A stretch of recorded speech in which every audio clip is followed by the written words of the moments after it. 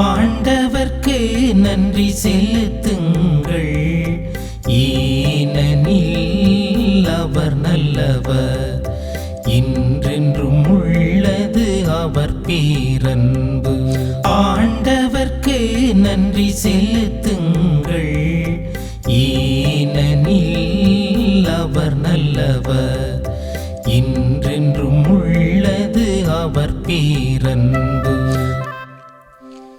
ஆண்டவரால் மீட்படைந்தோ, எதிரியின் கையினின்று அவரால் மீட்கப்பட்டோர், கிழக்கினின்றும் மேற்கினின்றும் வடக்கினின்றும் தெற்கினின்றும் பல நாடுகளினின்றும் ஒன்று சேர்க்கப்பட்டோர் சொல்வார்களாக. பாலை நிலத்தில் பாழ்வெளியில் சிலர் அலைந்து திரிந்தனர், குடியிருக்குமாறு ஒரு நகருக்குச் செல்ல அவர்கள் வழி காணவில்லை. பசியுற்றனர், தாகமுற்றனர், மனச்சோர்வுற்று களைத்து போயினர். தம் நெருக்கடியில் ஆண்டவரை கூவி அழைத்தனர், அவர்களுக்குற்ற துன்பங்களிலிருந்து அவர்களை அவர் விடுவித்தார். ஆண்டவர்க்கு நன்றி செலுத்துங்கள், ஏனெனில் அவர் நல்லவர், என்றென்றும் உள்ளது அவர் பேரன்பு. ஆண்டவர்க்கு நன்றி செலுத்துங்கள், ஏனெனில் அவர் நல்லவர், என்றென்றும் உள்ளது அவர் பேரன்பு. இயேசு கிறிஸ்துவில் பிரியமுள்ள அன்புமிக்க சகோதர சகோதரிகளே, தினம் ஒரு திருப்பாடல் நிகழ்வின் வழியாக உங்களை காலை வேளையில் சந்திப்பதில் நான் பெரும் மகிழ்ச்சி கொள்கிறேன்.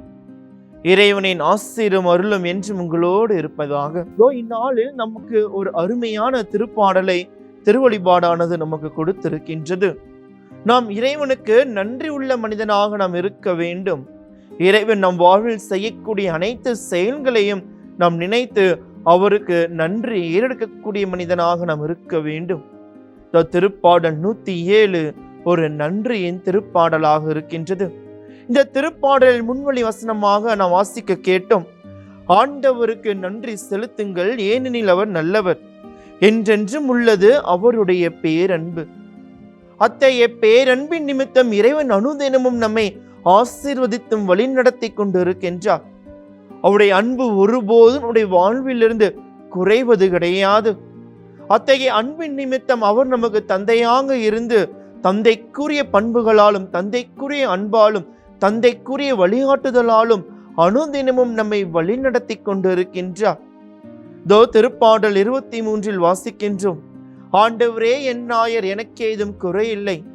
நல்லதொரு ஆயனாக இருந்து நம்மை வழிநடத்தி கொண்டு இருக்கின்றார். காரணம், இறைவன் நம் மீது அன்பாய் இருக்கின்றார். இறைவனின் பராமரிப்பும் இறைவனின் துணையும் எவ்வாறு நமக்கு துணையாக இருந்தது.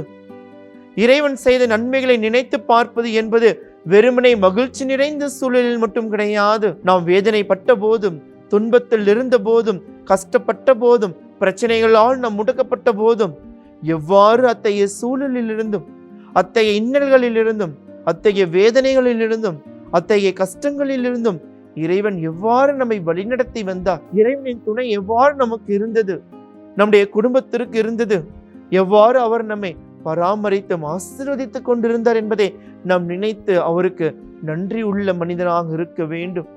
அதே வேளையில் நம்முடைய வாழ்வில் ஏதேனும் ஒரு பிரச்சனை வருகின்ற போதும், துன்பங்களை நாம் சந்திக்கின்ற போதும், வேதனைக்குள்ளாகின்ற போதும், அத்தகைய நம்பிக்கை நம்மை ஒருபோதும் சோர்வடைய விடக்கூடாது.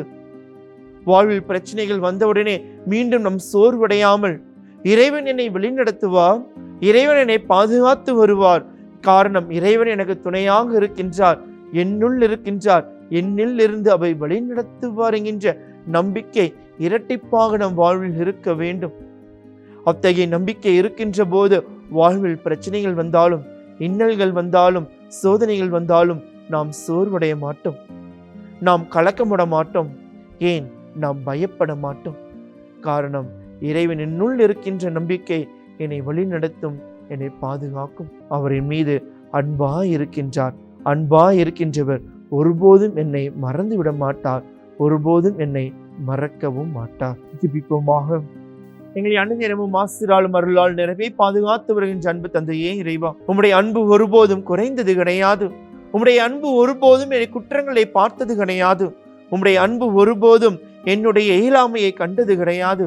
மாறாக உம்முடைய அன்பு அனுதினமும் என்னை குறையை நிறைவாக்கி, என்னுடைய இயலாமையை என்னை செய்யக்கூடியதாக மாற்றி, என்னை ஒரு முழுமையான மனிதனாக மாற்றிக்கொண்டிருக்கின்றது. உன் மீது நம்பிக்கை கொண்ட மனிதராக வாழ தேவையான ஆற்றலையும் வல்லமையும் தந்து உடைய தூய ஆவியர் வழியாக வழிநடத்தி பாதுகாத்தல் வர வேண்டும் என்று எங்கள் ஆண்டவராய கிறிஸ்து வழியாக உம்மை கெஞ்சி மன்றாடுகின்றோம்.